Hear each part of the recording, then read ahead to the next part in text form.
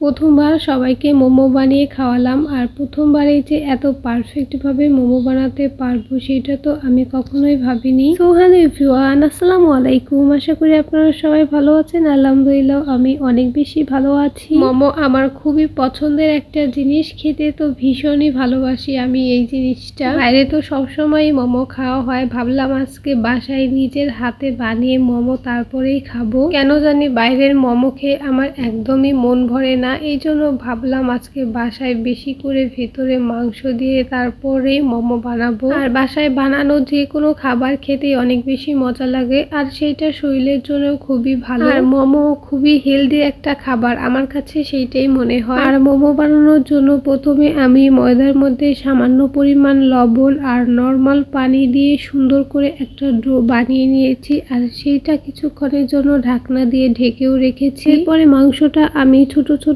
Piece করে নিলাম, তার সাথে কিছু গাজরও কুচি কুচি করে কেটে নিয়েছি, আর কিছু মরিচও কেটে নিয়েছি। এরপরে আমি মাংসটা ব্লেন্ডারে কিমা করে নিয়েছি অনেক সুন্দরভাবে। এখন আমি মোমোর ভেতরের পুরটা রেডি করে নেব। প্রথমে আমি কিমা করা মাংসটা দিয়ে দিয়েছি, এরপরে গাজর, মরিচ, তারপরে দিয়েছি সামান্য পরিমাণ লবণ, আদা রসুন বাটা, এরপরে দিয়েছি আমি একটু গোলমরিচের গুঁড়ো, তারপরে সয়া সস দিয়ে দিয়েছি। সয়াবিন তেলটা চুলাতে আমি ভালোভাবে গরম করে নিয়েছি, এরপরে এখানে আমি দিয়ে দিলাম, আর এতে করে সুন্দর একটা ফ্লেভার বের হবে। এরপরে আমি মাংসটা ভালোভাবে মাখে একদম রেডি করে নিলাম, আর এখন মোমোগুলো আমি বানিয়ে নেব। ডোটা কিছুক্ষণ রেস্টে রাখার কারণে অনেক সফট হয়ে গিয়েছিল। মোমো কিন্তু অনেকভাবেই বানানো যায়, কিন্তু আমার কাছে এই শেপটা অনেক বেশি ইজি মনে হয়, এই জন্য আমি সবসময় এরকম ভাবেই বানাই, আর দেখতেও অনেক বেশি ভালো লাগে। নিজের হাতে যে কোনো কিছু বানিয়ে সবাইকে খাওয়াতে তো আমার কাছে অনেক বেশি ভালো লাগে। আপনারা কে কে মোমো বানাতে